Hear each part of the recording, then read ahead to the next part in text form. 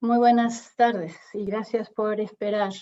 Hay mucha gente entrando por el Zoom, pero ya tenemos quórum.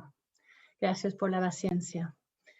Y en nombre de la Fundación Parque Catalapi, les doy la más cordial bienvenida a esta charla sobre restauración ecológica en un mundo donde lamentablemente los incendios forestales son cada vez más frecuentes.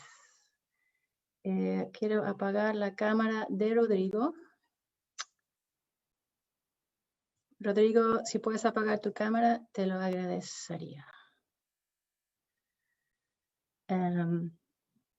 Los que están participando por Zoom, por favor mantengan por ahora en silencio sus micrófonos. Y quiero informar que estamos transmitiendo también por Facebook Live. Esta es la última charla en nuestra serie de charlas online Ciencia para Todos. Las grabaciones de las 7 anteriores están en nuestro sitio web, parquecatalapi.cl. Nuestra relatora de hoy, doctora Susana Paula, es académica del Instituto de Ciencias Ambientales y Evolutivas de la Universidad Austral de Chile e investigadora del Centro del Fuego y Resiliencia de Socioecosistemas de esta misma institución. Estudia la ecología del fuego, la ciencia que estudia el papel del fuego en la naturaleza. Nos contará cómo la ecología del fuego permite definir prioridades de restauración de ecosistemas incendiados. Estamos realmente contentos de contar con Susana para esta charla hoy. El formato es el siguiente. Susana hará su presentación de aproximadamente 40 minutos. Luego habrá mucho tiempo, bastante tiempo, para que hagan sus preguntas por los chats de Zoom y Facebook. Así que a Susana ahora le doy la muy bienvenida a Susana. Adelante.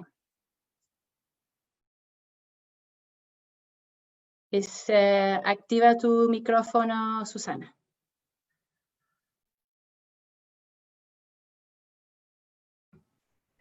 Ahora sí. parece que sí, ¿cierto? Sí, gracias. Gracias a ti, Samantha, gracias a la Fundación por invitarme. Estoy muy feliz de estar aquí, de poder compartir y dialogar con vosotros sobre este tema de la restauración post-incendio, considerando un poquito lo que se nos viene.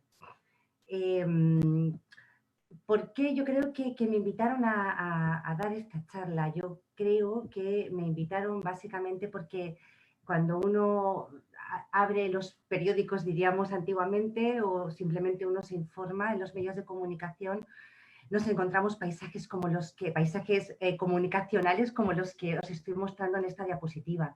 Aquí tenéis información de diferentes medios de comunicación donde nos hablan de incendios. Es una noticia que cada vez es más frecuente en los medios de comunicación, incluso en tiempos de COVID.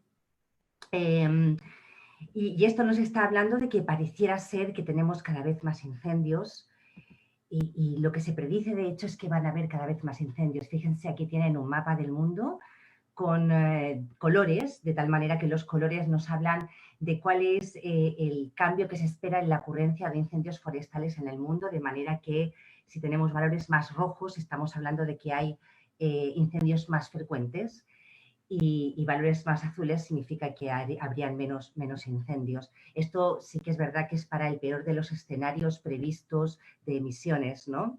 Pero pongámonos en lo peor para estar preparados simplemente. Lo que vemos es que el mapa es fundamentalmente de color rojo y eso nos está indicando de que hay previsiones de aumento de la frecuencia de incendios en prácticamente todo el planeta, ¿no? En Chile tenemos la sensación de que ya estamos viviendo esto. Cuando vemos los datos, nos están informando de que pareciera haber una tendencia también en el número de incendios. Aquí lo que tenéis para para soportarlo con evidencia científica son estos datos del último informe del CR2 sobre incendios forestales. Aquí tenemos un eje de tiempo, hace más tiempo, 1977 hasta 2018, y lo que vemos aquí es, esta línea nos indica el número de incendios. Y como vemos es que ha habido un aumento, no hay una tendencia que en estos últimos 40 años han aumentado el número de incendios. La tendencia, en cambio, en cuanto a cuánto es la cantidad de área afectada por estos incendios es bastante más variable, y eso es porque en el fondo depende mucho de la cantidad de combustible que haya y de las condiciones ambientales, ¿no? Esa es la combinación peor que pudo ocurrir nunca fue la que ocurrió en 2017, ¿no? Cuando se superaron récords de temperatura en verano, y además hubieron fuentes de ignición cerca de plantaciones que proveyeron el combustible para tener esta superficie quemada casi sin precedentes en la historia del país. De hecho, sin precedentes en la zona centro. Entonces, estamos viendo que realmente es algo que se dice en los medios, es algo que nosotros lo estamos empezando a ver en nuestro territorio. Y como les comentaba, este aumento en la superficie de área quemada se debió en parte a situaciones extremas de temperatura, combinadas también con un evento de megasequía que continúa hasta nuestros días.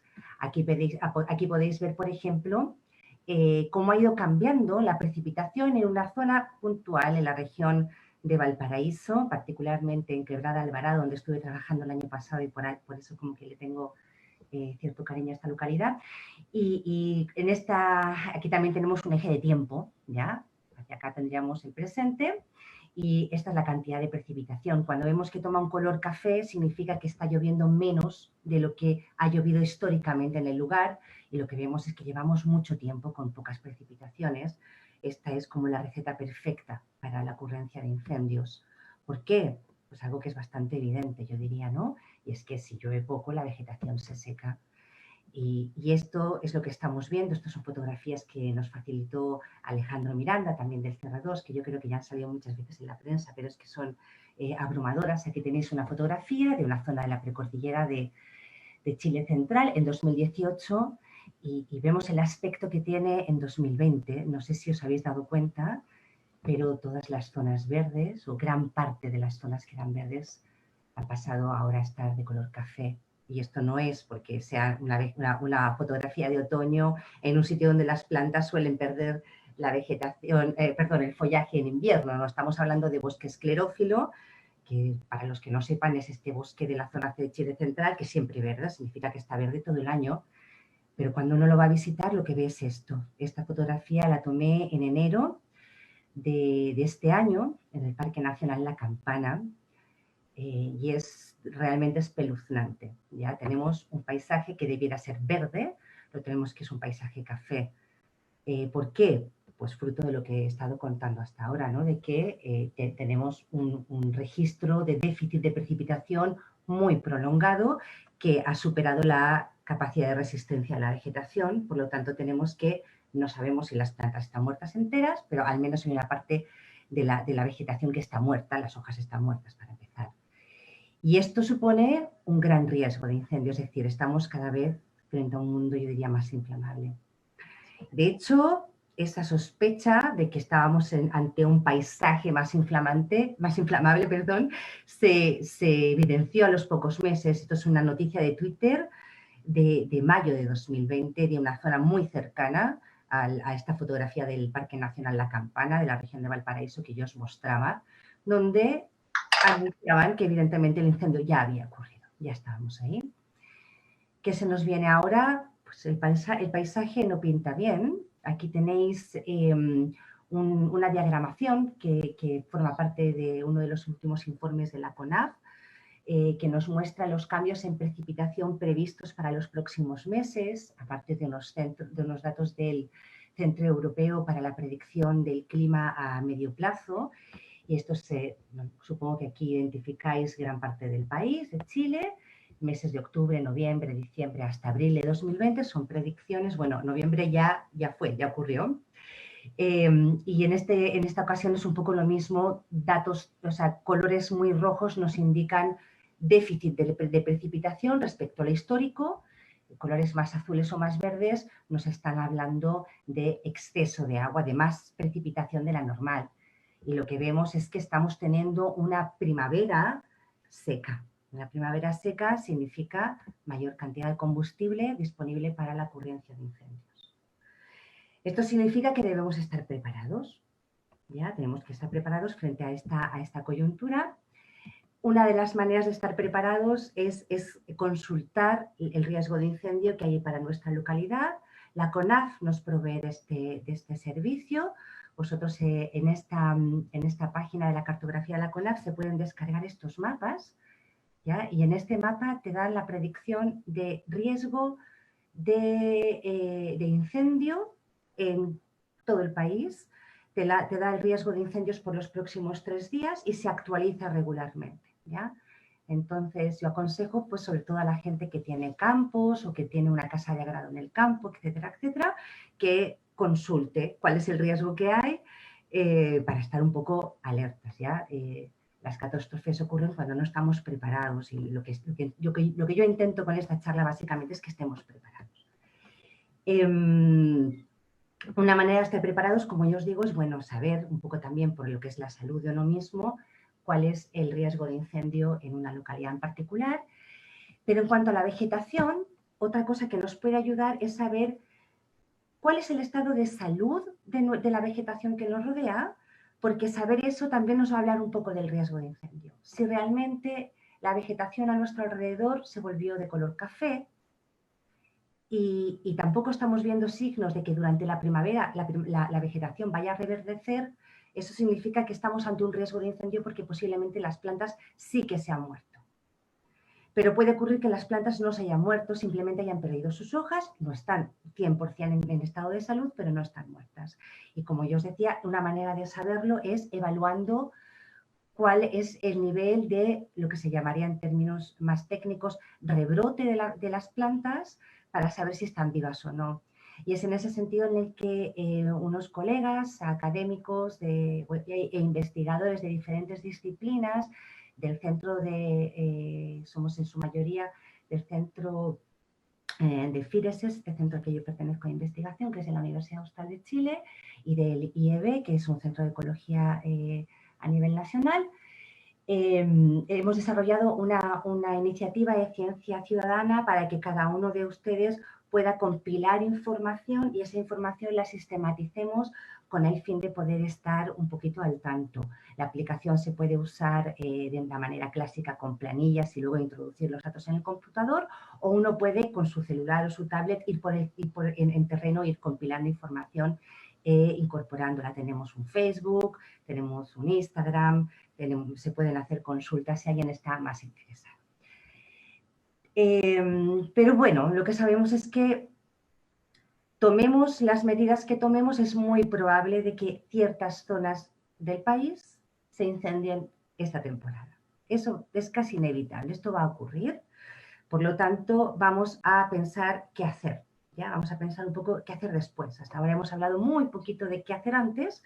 Ahora os voy a hablar un poquito de lo que yo creo que se debe hacer después, y esto también implica parte de la preparación. Vamos a verlo. Normalmente cuando un lugar se incendia, no solamente en Chile, sino en muchos lugares, la iniciativa que surge desde las comunidades es esta, es plantemos.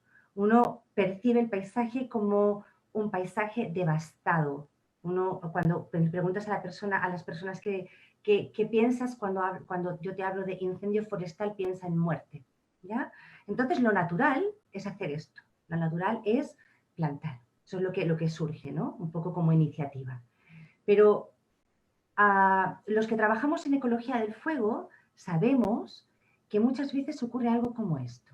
Fíjense, estas son fotografías de una zona de Florida, de unos pinares de Florida, que son capaces de regenerar su vegetación en muchos aspectos, en composición, en biomasa, etcétera, prácticamente en 2 años. ¿Ya? Teníamos un lugar, son pinares que se queman. Aquí tenemos la fotografía del mismo lugar que se quemó y vemos como en el transcurso de 2 años, al menos visualmente, uno ya no identifica muchos indicios del incendio. ¿Y esto por qué es? Esto es porque entre las plantas existen muchos mecanismos de persistencia a los incendios. ¿Ya? Voy a contaros un poquito sobre esto.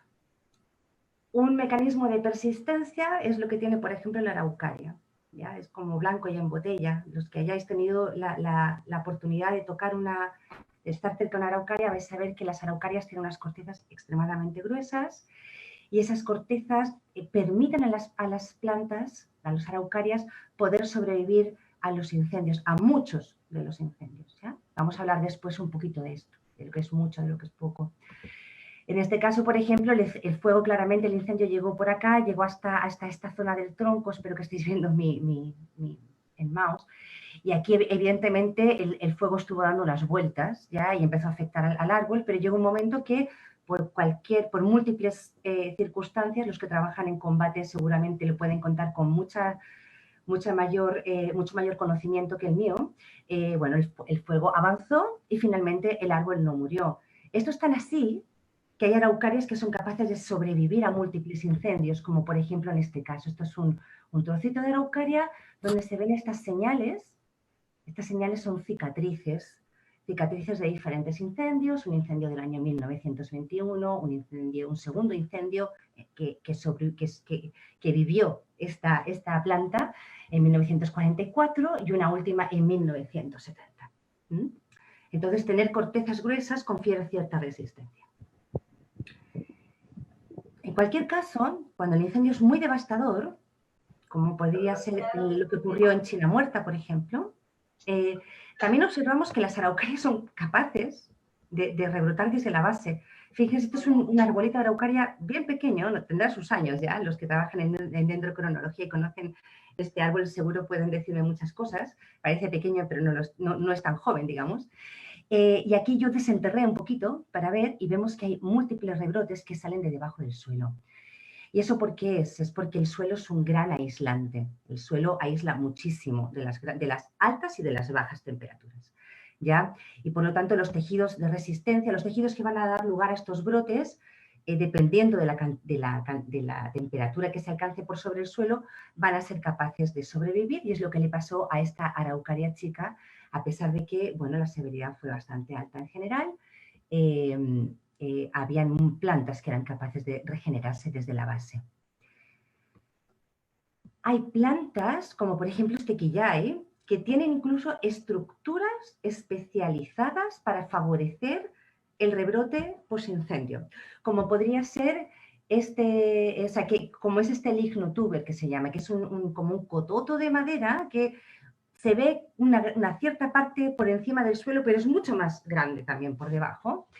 Y bueno, esta estructura le permite a los quillayes regenerarse de una manera muy potente, ¿ya? Es decir, esta fotografía la tomé 9 semanas después del incendio, que estas son fotografías del incendio de Nilihue Barahona, que ocurrió en 2017, en enero.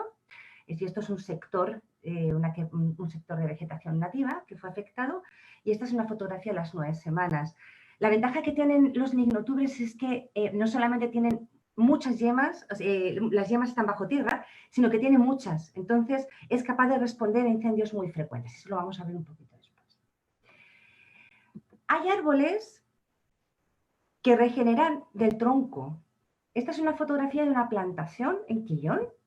Esta fotografía de acá es la imagen tomada después de un incendio que ocurrió en el año 2012. Y fíjense qué pasa en marzo de ese mismo año. Lo que tenemos es que estos troncos de eucalipto blanco, están forrados como si llevaran una bufanda, ¿ya? Y ese forro son rebrotes que salieron después del incendio, cuando se perdió la parte de arriba de la copa, ¿ya? Y es porque los tejidos que dan lugar a esto están protegidos dentro de la madera. Esto ya es un dato un poquito más técnico, pero esto es un tronco de eucalipto, una rodela, digamos, y en esta rodelita se ve como este tejido así como grumoso, y ese es un tejido de regeneración. Y ese tejido de regeneración permite estos brotes, que ese sería un detalle, pero esto es lo que uno ve cuando ve como la plantación desde lejos. Esto mismo también es capaz de hacerlo la araucaria, por ejemplo, ¿ya? Hay plantas que regeneran también de una manera que se llama vegetativo, que es este brote, pero no es ni de la base ni del tronco, sino que es de la parte de arriba. Y es el caso, por ejemplo, de las puyas, también de muchas palmeras en otras partes del mundo, ¿ya? Y lo que tenemos es que en la puya, esto que parece un tronco no es un tronco en realidad, propiamente dicho, desde un punto de vista técnico, sino que son las bases de las hojas que van como almacenándose, acumulándose, haciendo también como una bufandita. Y esta bufandita en la parte de arriba está protegiendo las yemas, el tejido que va a generar el brote. Por eso uno ve que está verde por dentro, porque adentro las hojas no se murieron las de afuera, sí, pero la planta no murió. Y la planta empezó a regenerar desde adentro, ¿ya? ¿Qué otras maneras tienen las plantas de regenerarse? Que quizás esta parte la conoce menos gente, menos personas. Pues es lo que se llama la germinación posincendio. Es lo que le ocurre, por ejemplo, al tebo. El tebo es un arbusto espinudo, pinchudo, que tenemos en la zona de Chile central, y tienen unas semillas que tienen una envuelta bien dura, que sería lo que he intentado representar aquí en esta parte del diagrama, con estas bolitas color café. Cuando estas bolitas color café, cuando las semillas, ya hablemos bien, cuando las semillas de testa dura, de cubierta dura, son expuestas al fuego, lo que ocurre es que la cubierta se torna permeable al agua y a los gases, y en cuanto llegan las primeras precipitaciones de otoño, entonces las semillas pueden germinar. Y aquí lo que vemos en esta fotografía son unas plantitas de tebo que nacieron precisamente en estas plantaciones de pino que fueron quemadas en el incendio de Nilihue Barahona. Por eso aquí, no sé, los que tengáis un poquito más de ojo, veis unas acículas de pino. Ya, esto era una plantación, y en la plantación quemada aparecieron estas plantitas de tebo que vinieron de semillas que habían resistido el incendio, que habían germinado después del incendio y habían germinado gracias precisamente a que había ocurrido el incendio. Si no hubiera ocurrido el incendio, las semillas no hubieran germinado seguramente. En otros casos lo que ocurre es que las plantas florecen de manera exuberante, generando paisajes tan alucinantes como los de esta fotografía. Aquí lo que tenéis es una floración posincendio de gladiolos en el noroeste de España, ya en un pinar muy abierto, y vemos que se quemó y al tiempo a los 7 meses después del incendio, los gladiolos florecieron de una manera masiva, ya que no es la frecuente. Esto también existe en Chile, lo que pasa que no se ha reportado de una manera sistemática, ¿no? Y yo, por ejemplo, lo he visto en Añañucas, ya que tenemos una añañuca que floreció después del incendio. Podéis ver aquí que el suelo está como un poco ennegrecido, fruto del incendio, y si os dais cuenta, todavía ni siquiera sacó las hojas, pero ya había sacado la flor. Los que trabajamos en ecología del fuego, tenemos diferentes hipótesis para explicar esto desde un punto de vista evolutivo, pero digamos no es lo que amerita el encuentro de ellas. Es que de momento, o sea, no podemos discutirlo si queréis después, pero no os lo voy a contar ahora. Porque tenemos más cosas de las que hablar. Por ejemplo, otra manera en las que las plantas se regeneran después del incendio. Está lo que se llama la serotinia. Significa que la planta no almacena semillas en el suelo, como pasaba en el caso del tebo, sino lo que tiene son semillas dentro en el árbol. Ocurre, por ejemplo, con los pinos. Aquí tenéis una fotografía de una piña, de pino alepo, que es un pino de la cuenca mediterránea en Europa y en África. Y esta piña está madura, pero está cerrada y por lo tanto las semillas están dentro. Las semillas solo se van a liberar en el caso de que hayan suficientes temperaturas para que licúen la resina, se abra por lo tanto la piña y se liberen las semillas y puedan germinar en este entorno. Las plantas que hacen esto, que almacenan las semillas en la copa del árbol, se dice que tienen serotinia, es decir, hay hasta una palabra para hablar de este síndrome, no es una cosa tan anecdótica, no es tan rara, digamos.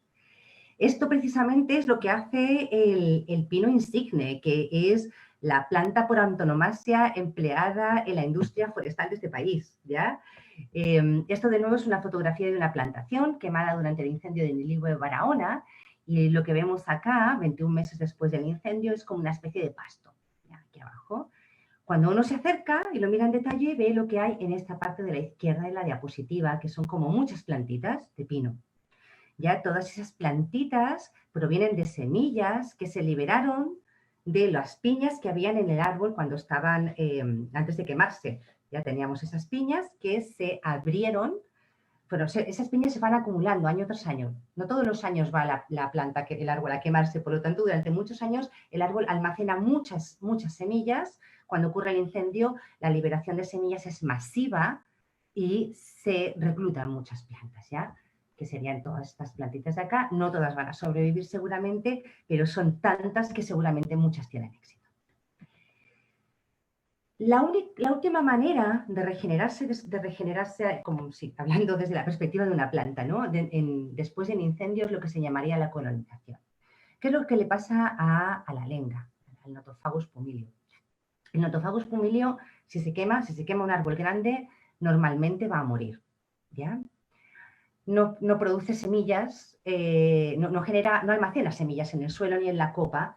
Luego no hay posibilidad de este reclutamiento como de germinación posincendio masiva.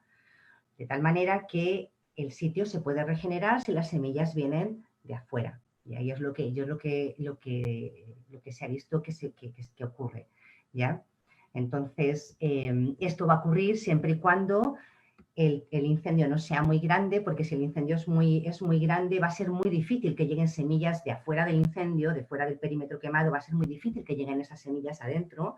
Pero si el incendio es chico, seguramente la distancia que pueden alcanzar las semillas permite que algunas semillas liberadas por árboles no quemados lleguen a la zona quemada y puedan colonizar el área quemada. Esto evidentemente va a ocurrir muy lentamente. Pensemos que las araucarias pueden vivir hasta 400 años. ¿Ya? Entonces, seguramente son procesos que nosotros no somos capaces de ver. O sea, nosotros no somos capaces de ver, somos capaces de inferir solamente. Yo con esto no quiero decir, que es un poco lo que siempre se me critica, digamos, no quiero decir que las plantas sean unas superheroínas. No significa que las plantas no mueren nunca con los incendios. Esto no es el mensaje que yo quiero dar. Lo que yo quiero contar es que dependiendo de cómo ocurran los incendios y dependiendo de cuál sea la historia de incendios, es que los mecanismos de persistencia de las plantas van a ser eficientes o no. Y ese cómo ocurren los incendios y cuál es la historia de los incendios es lo que nosotros llamamos, los que trabajamos en ecología del fuego, llamamos régimen de fuegos. ¿Qué es el régimen de fuegos? Así dicho de una manera más técnica, son todas las características de los incendios en un lugar particular. Es decir, el régimen de fuegos de un sitio no es el mismo que el del otro. ¿Ya? ¿Y cuáles son esas características? Son la severidad, que significa cuál es el impacto en las plantas y en el ecosistema también. ¿Cuál es la frecuencia? Es decir, cada cuánto normalmente ocurre un incendio, ya independientemente de que sea antrópico o de que sea natural. ¿Cuál es el tamaño? No es lo mismo los incendios, por ejemplo, que suelen ocurrir en la zona de Chile Central, al margen de lo que ocurrió en 2017. Los incendios en la zona de Chile Central suelen ser pequeños en extensión, mientras que los incendios en el sur del país suelen ser muy grandes en extensión. ¿Ya? También depende de la estacionalidad. No va a tener el mismo impacto un incendio que ocurra en verano, que es normalmente la época de incendios. Sabemos ya que esta época se está agrandando y eso es un riesgo, eso es importante tenerlo en cuenta, porque si ocurre un incendio en primavera, el ecosistema quizás no vaya a estar preparado. Voy a poner un ejemplo a veces un poco ridículo, ¿no? pero que es muy significativo. Si el incendio ocurre en verano, cuando los pollitos ya saben volar, seguramente los pollitos no se van a morir, pero si el incendio ocurre en primavera, cuando los pollitos no saben volar, los pollitos se van a morir y el impacto va a ser mucho mayor. ¿Ya? Entonces, la estacionalidad en cuanto al momento en el que ocurran los incendios es también muy relevante. Y finalmente, la propagación, que viene un poco en la línea de lo que es la severidad de incendio, un poquito, ¿ya? Hay matices, pero va muy en la línea. Hablamos de un incendio de superficie cuando el dosel de la vegetación no se quema, sino que se quema el estrato más bajo. ¿Ya? Es lo típico de los incendios en los bosques de araucaria, por ejemplo. Eso no significa que no puedan ocurrir incendios de otro tipo, pero los incendios más frecuentes son los incendios de superficie. Con respecto a los incendios de copa, son los incendios que ocurren, que afectan al dosel, ¿ya? Que son los incendios que realmente temen los que trabajan en combate. ¿Ya? Son realmente muy intensos en cuanto a la cantidad de calor que liberan, son más difíciles de controlar. Y finalmente están los incendios de subsuelo, donde ahí el incendio ocurre a través, más que ocurre, se propaga a través del suelo. Lo que se está quemando es la materia orgánica que hay en el suelo. Estos incendios son, por definición, inapagables. ¿Ya? Es muy difícil apagarlos, es muy difícil. Es una combustión muy lenta, pero funcionan con muy poquito oxígeno. Ahí hay que hacer básicamente trabajo de andar moviendo el suelo. Los colegas de CONAF me han contado, por ejemplo, cómo fue en el último incendio en el sur, el de Cochrane, y cómo realmente había que ponerle duro a acabar y a trabajar el suelo para controlarlo. Bueno, estas son las características del régimen del fuego y nosotros, para saber si debemos o no restaurar, qué es lo más eficiente, hay que tenerlo en cuenta. Os voy a poner algunos ejemplos. ¿Ya? Aquí tenemos, por ejemplo, una fotografía de un incendio de baja severidad en un espinar en la zona de la región de Valparaíso. ¿Ya? Esta foto igual tiene un tiempito, esta fotografía después del incendio, no fue súper reciente, sino a las semanas, pero es bastante reciente. Y por lo tanto vemos que hay plantas que ni siquiera se quemaron. ¿Ya? Yo contaba esto de lo frecuente o no, o de lo reciente o no, porque uno podría pensar que esto verde era regeneración, no, pero esto básicamente son plantas que no se quemaron. Cuando el incendio es tan así, que tenemos que hay plantas que ni siquiera se queman, o incluso plantas que lo que ocurre es que, como en este detalle de acá, de este quillay, las hojas simplemente se calientan y se secan, estamos hablando de un incendio de baja severidad. Seguramente muchas plantas van a ser capaces de regenerarse, incluso desde estructuras aéreas, ¿ya? Como por ejemplo esto de acá, son brotes de quillay que nacieron de estas ramillas que no se quemaron. Esta situación yo creo que es muy diferente de esta otra. Aquí tenemos, es una fotografía tomada muy cerca de la otra, pero un poquito más para allá, donde la severidad del incendio fue mucho mayor. Aquí lo que vemos es que prácticamente no se ve ninguna ramita fina. Los pueden haber más severos, que esto también les voy a decir, pero aquí lo que vemos es que las ramitas más finas tienen como 1 centímetro u 8 milímetros de diámetro. Esto nos indica que la severidad fue bastante más mayor que la otra, donde las hojas ni siquiera se quemaron. Aquí van a poder sobrevivir aquellas plantas que son capaces de regenerarse de órganos subterráneos, como este quillay, que yo os contaba que está regenerando de manera vegetativa, rebrota de órganos que están bajo tierra, protegidos bajo tierra.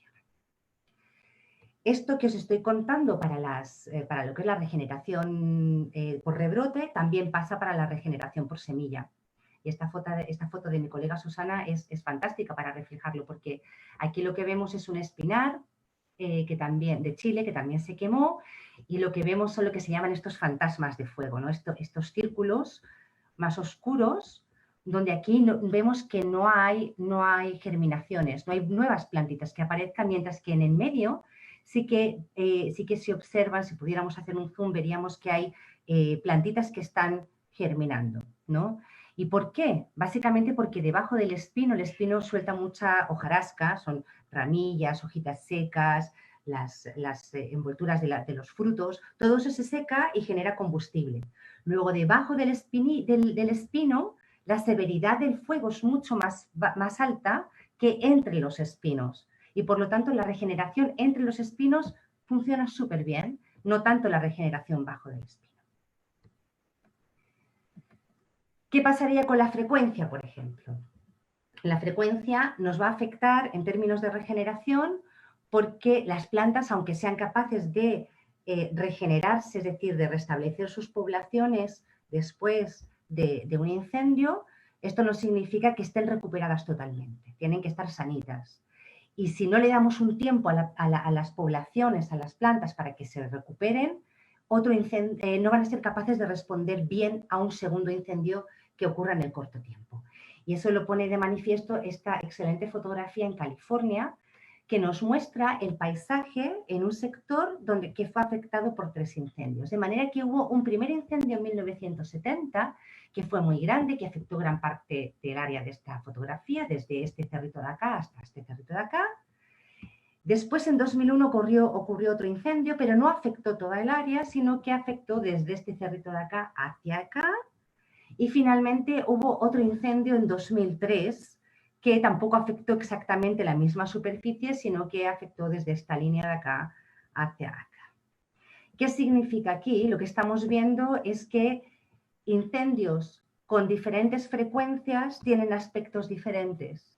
Y eso es porque no todas las plantas fueron capaces de resistir unos incendios tan frecuentes. En esta primera parte sí, lo hicieron súper bien, pero aquí ya estaban un poco agotadas y finalmente en esta parte estuvieron totalmente agotadas, porque les adelanto que lo que se ve aquí seco son básicamente plantas invasoras. Entonces, con todos estos antecedentes, los que trabajamos en ecología del fuego y vemos este tipo de fotografías, nos planteamos, ¿es necesario siempre restaurar?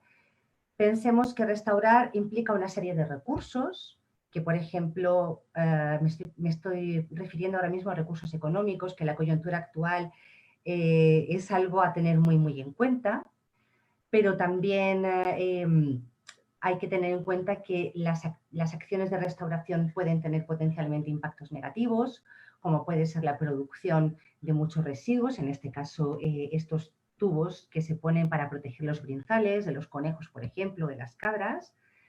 Esto después hay que recogerlo, ¿ya? Y el residuo que se genera, a no ser que se esté construyendo, existen de hecho con materiales que sean biodegradables, pero además hay un impacto, se minimiza, pero siempre hay un impacto en el suelo, que es el gran perdedor en el caso de los incendios. Los incendios afectan al suelo, yo diría que en mayor medida que las plantas. ¿ya?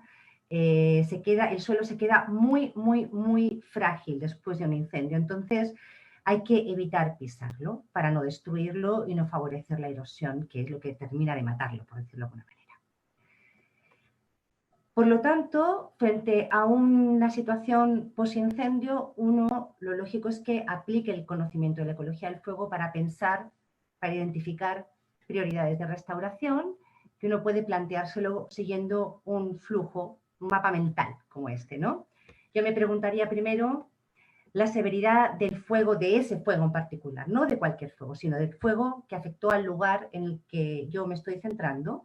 La severidad del fuego mató a las plantas y o a las semillas, tengo que saberlo. Si el fuego las mató, si yo tengo la certeza de que eso ocurrió, porque ya hemos visto que no siempre ocurre, pero si tengo la certeza de que ocurrió, sí. Entonces plantemos y sembremos, lo que sea, lo que corresponda en cada caso. Si el fuego no lo mató, entonces yo tendría que pensar si el tiempo desde el último incendio permitió que las plantas se regenerasen desde un punto de vista como saludable, ya por resumir un poco la idea. Si están sanitas para vérselas con un nuevo incendio reciente. Si resulta que el último incendio fue hace poco tiempo, entonces las plantas no estaban preparadas y seguramente no van a regenerarse bien. Entonces, de acuerdo, planta o siembra. Pero si el tiempo desde el último incendio fue largo, ya, entonces lo mejor que tú puedes hacer es simplemente evitar el pisoteo y evitar la erigoría. Si os dais cuenta, con este mapa mental, uno requiere cierta información.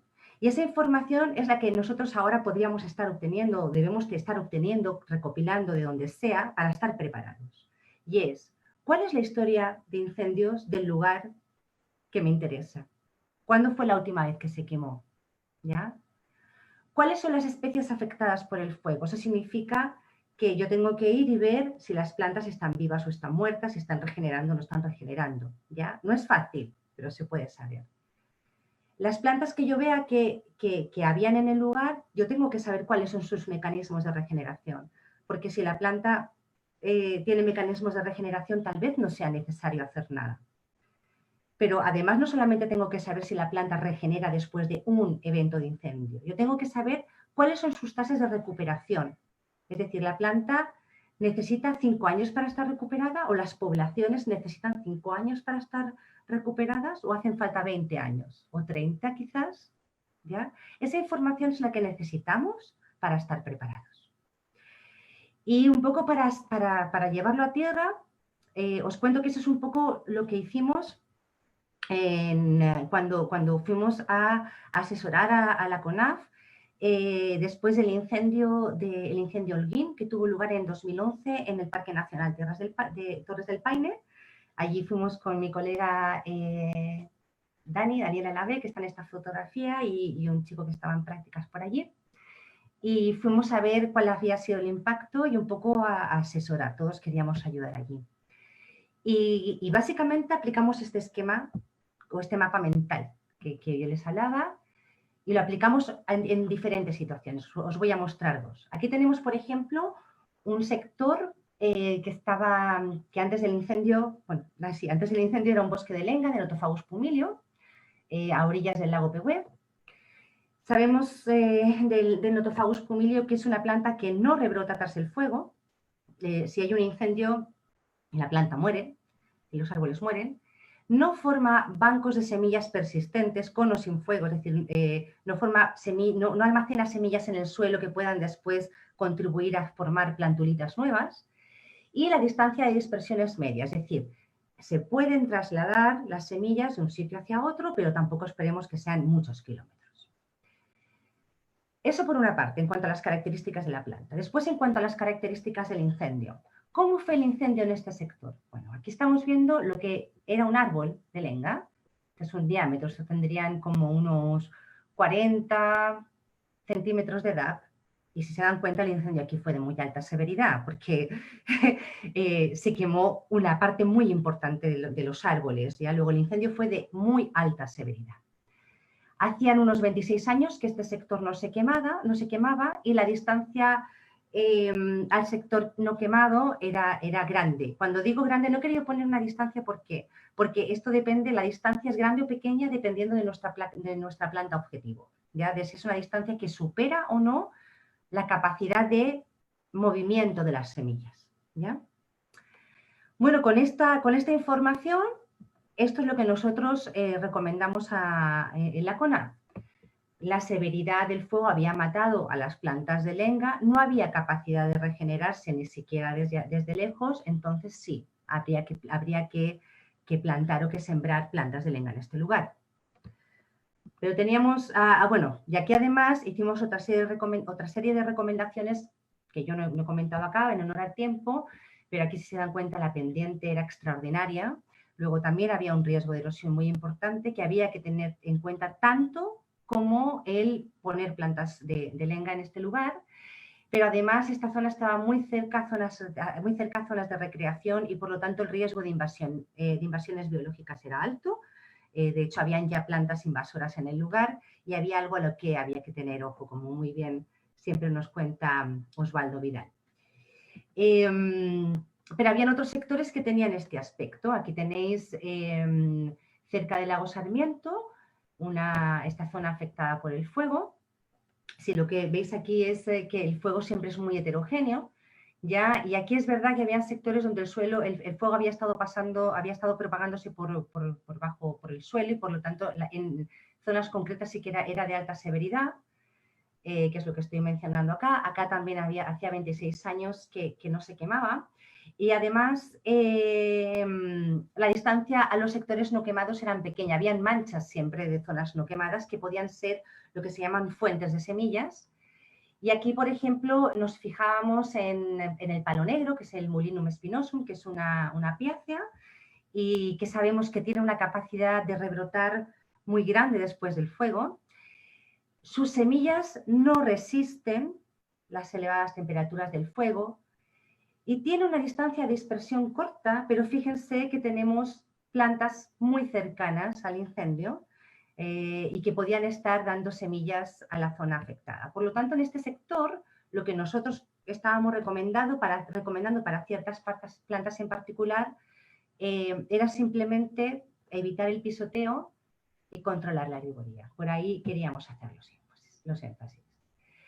En definitiva, el mensaje para este y para otras cosas son un poco lo que es el mensaje o es la filosofía con la que también generamos esta aplicación de rebrotes Chile Central. Y es que debemos investigar, debemos aprender para conservar. Muchas gracias. Muchas gracias, Susana. Excelente tu charla, muy interesante. Me encanta el esquema, la forma de analizar y ver caso a caso qué debemos hacer, porque en realidad los casos son bien diferentes. Y como tú dices, hay que investigar y aprender antes de actuar. Susana, te comento que tenemos varias personas mirando desde el Facebook. Hola. Y sí, hay unas 20, 25 personas atentas en Facebook. Y quiero comenzar con las preguntas con ellos. Javier, sí, Javier tiene una pregunta muy interesante. Dice, se sabe que los árboles cuando se encuentran unidos por una red de micorrizas son capaces de comunicarse entre ellos. Al respecto, quiere saber, ¿hay evidencia de envío de señales entre árboles cuando hay incendios forestales? Y si las hay, el árbol, ¿cómo actúa ante esta señal?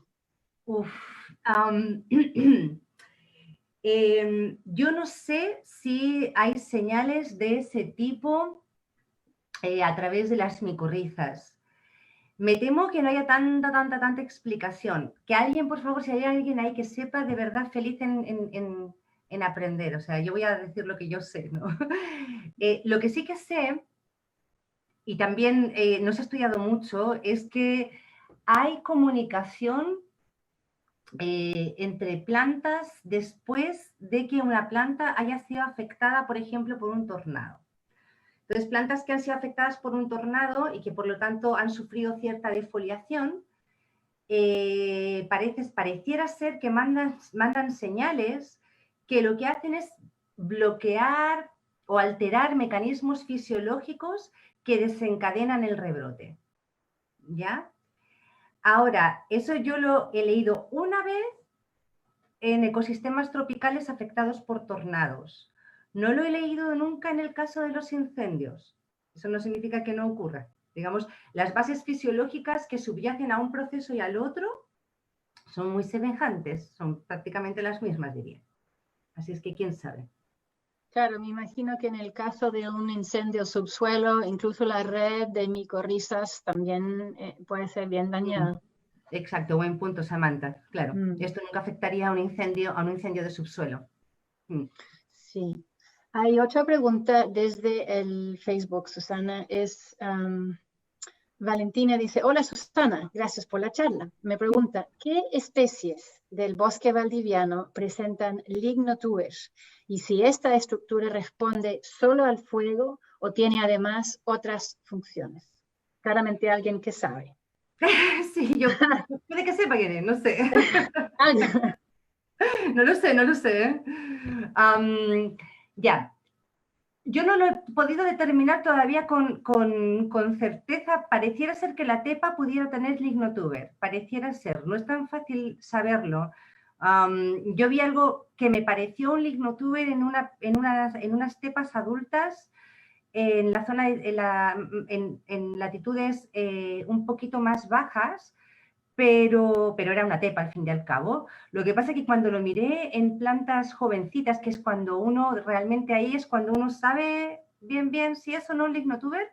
Susana, perdón, Dime. ¿puedo interrumpirte para los que no sabemos qué es un lignotuber? Mira, mientras hablo voy a ir para atrás, yo os lo mostré aquí.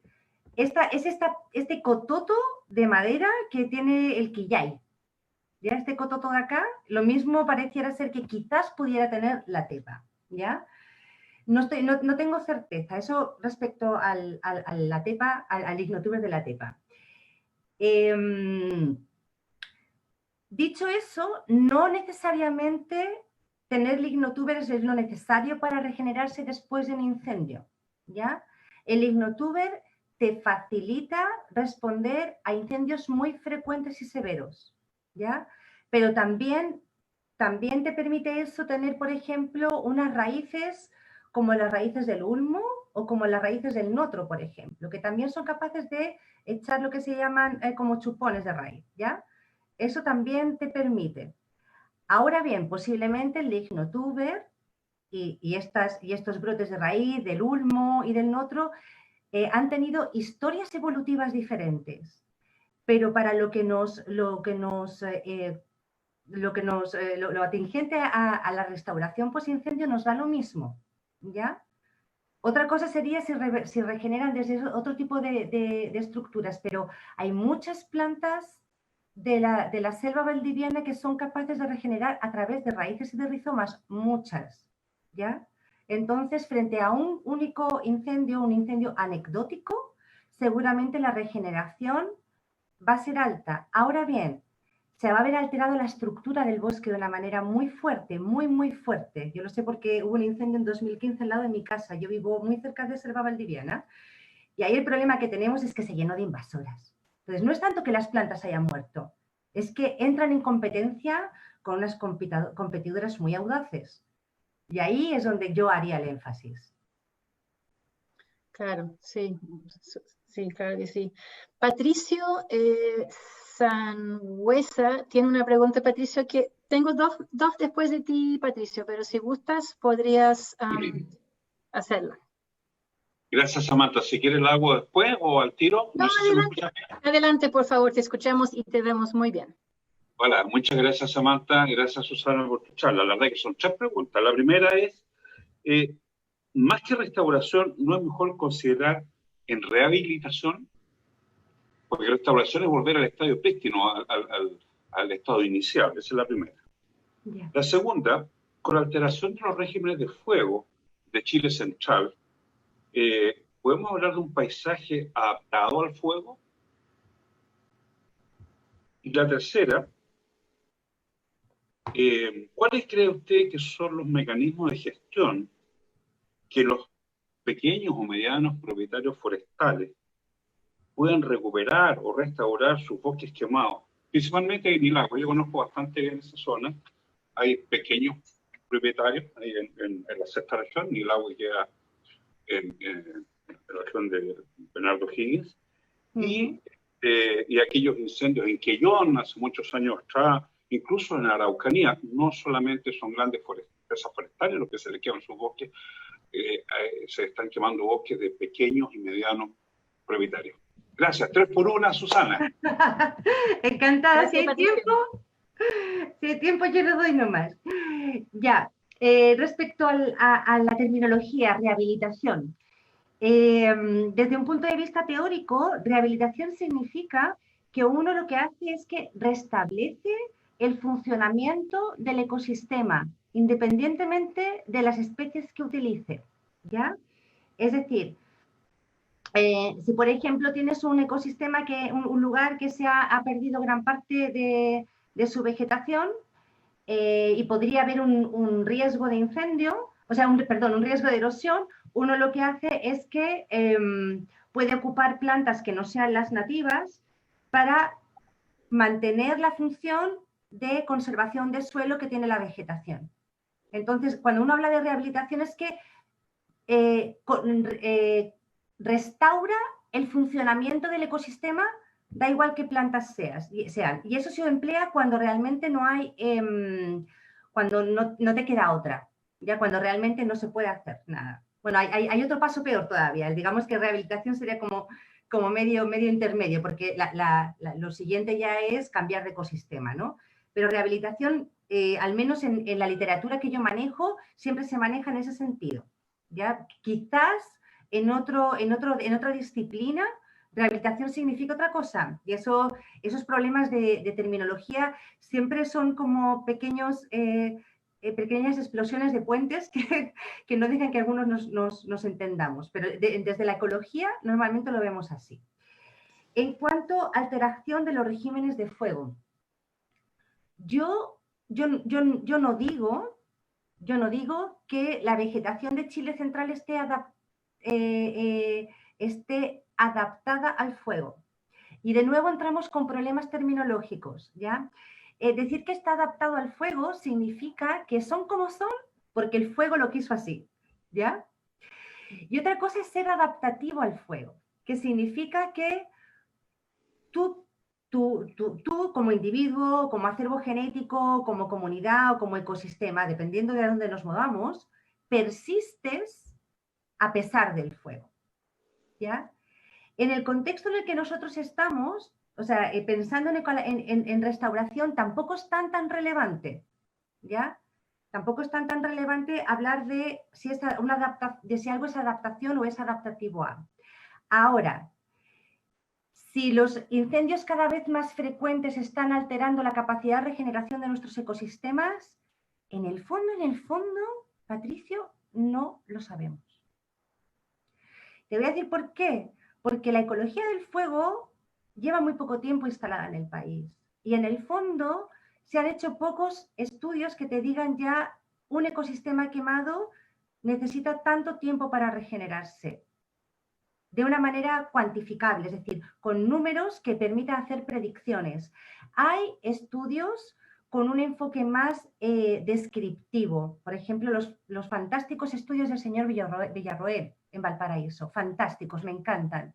Pero no tenemos datos, no tenemos números, ¿ya? Y eso impide que podamos hacer predicciones, ¿ya? Y esos números los necesitamos para poderlo hacer. Entonces, en el fondo no te puedo responder con precisión a esta segunda pregunta. Perdona, Susana, sí, me aprovecho tu comentario, que justamente nosotros como país tenemos una amplia tradición en Latinoamérica como tener mecanismos de respuesta fantásticos. Desgraciadamente en la academia, cada día, o sea, ha habido muy poca presencia en la academia en estos temas. Y yo coincido contigo que la ecología del fuego está instalada hace muy poco Hay muy pocos estudios, hay muy poca información y menos información base. Chile mantiene una base de datos fantástica, yo creo que la mejor base de datos de Latinoamérica en cuanto a incendios forestales, ubicación, intensidad, duración, etcétera. La base de datos que mantiene la CONAF es extraordinaria. No la tiene ningún país latinoamericano. No la tiene, te lo aseguro. Pero hace falta eso, hace falta estudio, que la academia entre a trabajar. Así que yo comparto eso contigo y, bueno, y se anima a la gente que lo haga. Eso. Sí, no, excelente, excelente que tengamos el mismo punto de vista, excelente, de verdad que sí. Mecanismos de gestión. Los mecanismos de gestión pasan por esto, pasan por saber. Y bueno, y si ahora mismo es tan difícil obtener información, lo que podemos hacer es compartir información. Y es un poquito la filosofía, un poco también de esto de Rebrotes Chile Central. Es decir, yo creo, yo tengo de verdad un respeto terrible por la información de la gente que trabaja y vive en el campo. Bien sea desde el cuerpo técnico o al naturalista, no me importa, ¿ya? Y creo que hay información muy valiosa, pero esa información hay que juntarla y sistematizarla y que sea pública, para que todos podamos beber de ahí y tomar decisiones. Porque yo misma tengo siempre que hacer una minería de datos increíble. Me cuesta mucho poder como dar un protocolo porque no hay información. Entonces yo siempre tengo que decir, por favor, observen su territorio, estúdienlo, hagan listas de especies, por lo menos sabiendo qué especies tienen, algo podemos decir. Entonces, ese trabajo hay que hacerlo ahora, antes de que el lugar se queme. Ahora tenemos que ver, primero, ¿está la vegetación del lugar que amamos o que necesitamos, está sano? ¿Se secó pero está vivo? ¿Se secó y se murió? Sea cual sea la respuesta, ¿qué plantas hay en ese lugar? ¿Cómo regeneran esas plantas en caso de que se quemen? ¿Existen plantas? ¿Existen plantas para poder plantar después del incendio? ¿Tengo semillas para sembrar después? Eso es lo que necesitamos. Esa es la gestión ahora mismo que necesitamos. Súper. Gracias, Susana. Tenemos varias preguntas más, así que sigamos. Matías hace un ratito pregunta, ¿de qué manera podríamos controlar la herbivoría? Depende de quién sea el bicho que se te quiere comer. ¿Ya? En la zona de Chile Central, que es un poco la más amenazada ahora mismo por los incendios, la verdad es que el cerco es lo que mejor funciona, pero tienen que ser cercos bien puestos, es decir, pensemos que los conejos son terroríficos. Entonces, los conejos van a hacer madrigueras y van a pasar hacia abajo, entonces se tiene que cercar con un perímetro que incluya una parte subterránea bien profunda para evitar la herbivoría por conejo. Ese tipo de valla cinegética, una valla cinegética te va a impedir la herbivoría por cabras, por ejemplo, o por guanaco. Pero el problema son los conejos. Súper complicado. Sí. Otra pregunta, cambiando un poco, tratando de acomodar a todos dentro del tiempo que tenemos. Fernando pregunta que él escuchó hablar a una diputada hablar de una especie pirogénica y quiere saber qué es. Pirogénica. O sea, cuando hablamos de pirogénica significa que es una especie que promueve el fuego. Sería lo mismo que decir una especie inflamable. Ahora, eso tiene muchas vertientes, ¿ya? ¿Qué significa que una planta sea inflamable? Una planta puede ser muy inflamable simplemente porque prende muy rápido, pero también puede ser porque la planta a lo mejor le cuesta más prender, pero libera tal temperatura que es muy fácil que el fuego se propague de ella a una planta cercana. Entonces, la inflamabilidad igual tiene diferentes aristas. Dicho eso, pensemos que en los incendios forestales no se quema ni una hoja, ni una rama, ni una planta, se quema la vegetación. Entonces, no solamente son importantes las plantas, sino cómo esas plantas se estructuran en el paisaje. Claro, hay que tener una visión más amplia. Sí. Susana, Matías, que está en el Zoom, pregunta si hay algún tipo de bosque nativo en Chile que que sea más resistente a los incendios forestales. Y dice que, por ejemplo, los bosques templados. Más resistente. Bosque. Estamos hablando de bosque, estamos hablando de una vegetación dominada por árboles, ¿ya? En ese sentido, como vegetación, es que todo depende, todo depende. Me estás hablando de un incendio de superficie, me estás hablando de un incendio de copa, me estás hablando de incendios con mucha frecuencia, con baja frecuencia, no lo sé. Si estamos hablando, imaginémonos que ponemos todo el sistema cero, nunca ha ocurrido un incendio en los últimos 100 años en ninguno de los bosques, y estamos hablando de un incendio de copa, yo te diría que el bosque esclerófilo. Parece que Y pensando en un bosque esclerófilo sano, no un bosque esclerófilo seco, como el que está ahora. O sea, el problema que tenemos con el bosque esclerófilo de ahora es que seguramente, bueno, de hecho ya tenemos ciertos indicios por los últimos estudios, este bosque esclerófilo está agotado, no tiene la energía, no tiene el combustible para regenerarse ahora mismo. Si se quema posiblemente no va a regenerarse. ¿Ya? Eso es importante. Voy a decir que Matías está aquí en el Zoom. Matías, si quieres prender tu micrófono y para aclarar tu pregunta. Sí, disculpen, perdón robar la atención por un momento. No. Muy agradecido por la charla. Gracias, Catalapi, por la invitación también. Bueno, agradecerte. Se me fue tu nombre. Susana. Susana, por tu charla. Primera vez que escucho con atención esto de la ecología del fuego. Entonces, mi pregunta iba claro, me faltó especificarlo como tal tú lo señalaste, y me parece mucho haber escuchado que tú dijiste que el incendio más común en Chile, o al menos en el sur de Chile, es el de tipo superficie, ¿no? O el más... Los bosques de Araucaria. Ya, claro. Vale. Entonces, si hablamos de tipo de incendio, tú dijiste que en el caso de incendios de copas, el esclerófilo es el más resistente. Si hablamos de superficie, ¿qué tipo de bosque nativo sería más resistente?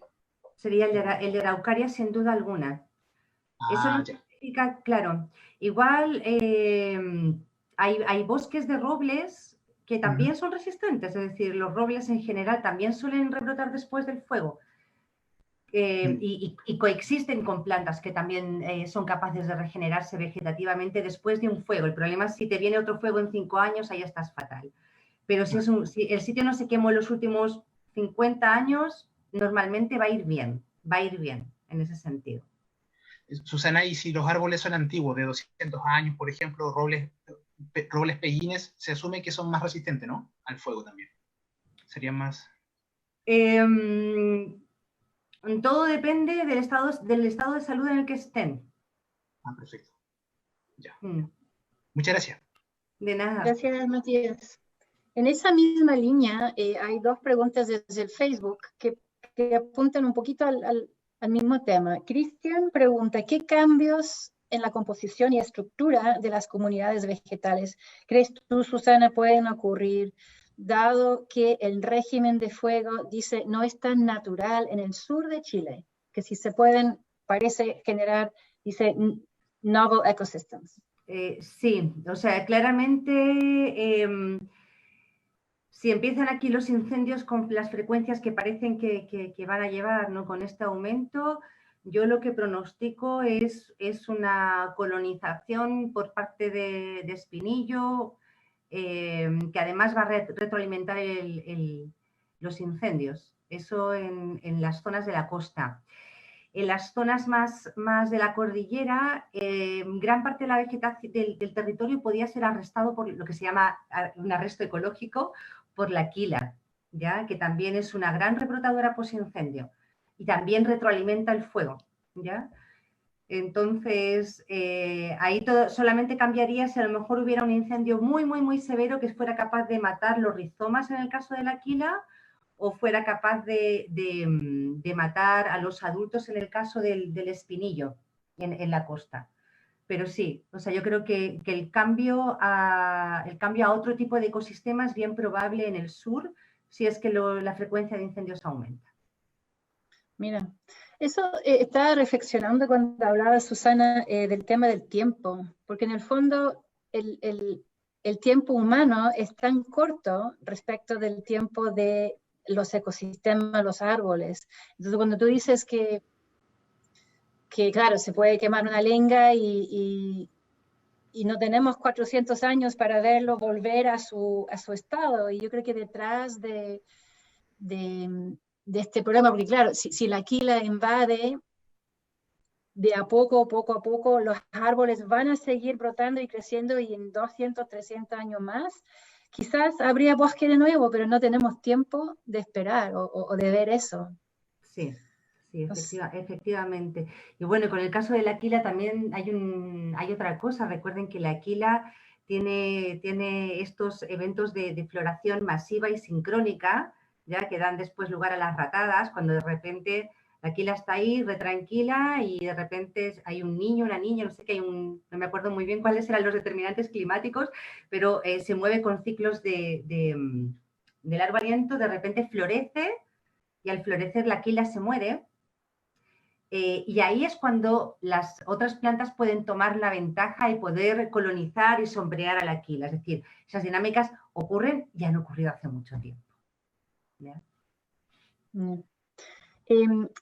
Susana, desde el Facebook, Camila pregunta, ¿qué árboles o arbustos se podrían utilizar para reforestar un lugar que ya se quemó en la costa central? Sugerencias de árboles.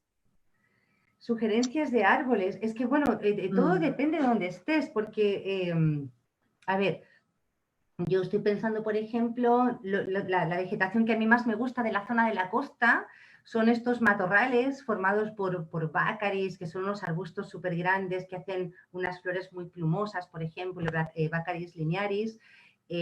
También hay algunas lamiáceas, que ahora mismo olvidé cómo se llama esta lamiácea.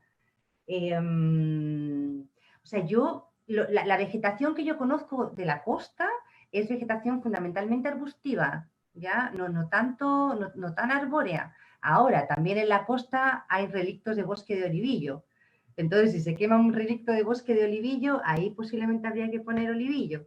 No sé, como que tan amplio, a mí me cuesta un poco pensarlo, honestamente. Si me das las localidades, podemos hablarlo. Por supuesto, bueno, y por cierto, como que no olviden que en realidad muchas veces lo que hay que hacer es simplemente proteger el suelo. O sea, hay veces que no es tanto como plantar un árbol, sino sembrar hierbas. Las hierbas van a hacer que el suelo esté ahí, que el suelo se mantenga, y por lo tanto va a ser más fácil que las plantas puedan regenerarse de manera natural. Si el suelo se pierde, o sea, piensen que quitar suelo es como matar a un elefante blanco. Cuesta más hacer 10 centímetros de suelo que hacer unos cuantos metros cúbicos de lenga. Es mucho más difícil. Entonces, yo apostaría a conservar el suelo antes que a plantar. Súper interesante ese comentario. A la Camila la vamos a dejar tu contacto porque tiene preguntas bien específicas. Pero ese comentario del suelo realmente es muy profundo y deberíamos enfatizar eso. Blanca preguntó por publicaciones para abundar más en la información, Susana, que tú compartiste, y yo quisiera comentar que en la página del Parque Catalapi vamos a dejar tu charla grabada, con quizás el PDF del PPT y cualquier otro link que tú quieres dejar para que las personas puedan investigar un poco por sí solo. También te ofrecemos ese lugarcito, digamos. Pero no sé si tú tienes, ¿quieres sugerir alguna?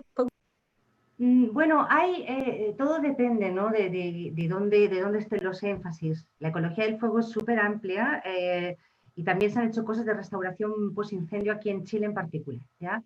Entonces, si alguien lo que quiere es un poco como profundizar más en lo que es la disciplina para tener una mirada científica que permita a uno mismo generar soluciones, hay un libro del año 2012 que se llama Incendios, de Yuli García Pausas, que es desde mi punto de vista es como el ecólogo del fuego más importante del mundo, que fue mi profe, por cierto, y que, bueno, es un libro disponible que se puede comprar barato, económico, de fácil lectura. Si se quiere saber algo sobre la ecología del fuego en Chile, hay un capítulo del libro que se puede consultar. Yo estoy de acuerdo en la gran mayoría de las cosas, quizás no en todas, pero en muchas de ellas. O sea, como que depende un poco del Susana, te estás cortando bastante, perdón que te... no puedo hacer mucho, honestamente. ¿Y ahora?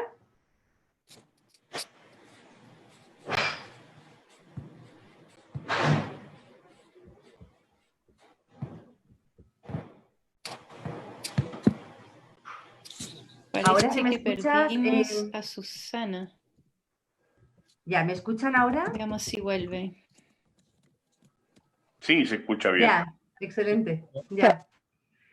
Estoy viendo ahí que Corina ha publicado en el chat que se puede.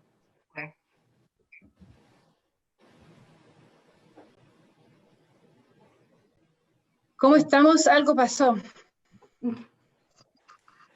No sé si fui yo solamente o si fueron todos. Bueno, lo importante es que parece que estamos todos aquí, ¿o no? ¿Estamos todos? Pareciera. ¿Sí? ¿Sí? ¿Están todos y se escuchan? Bien. Bueno, yo al menos yo me perdí ahí, así que... Sí, puedo aportar una lista de literatura y evidentemente se me puede consultar para obtener como información más precisa de temas concretos, ¿ya?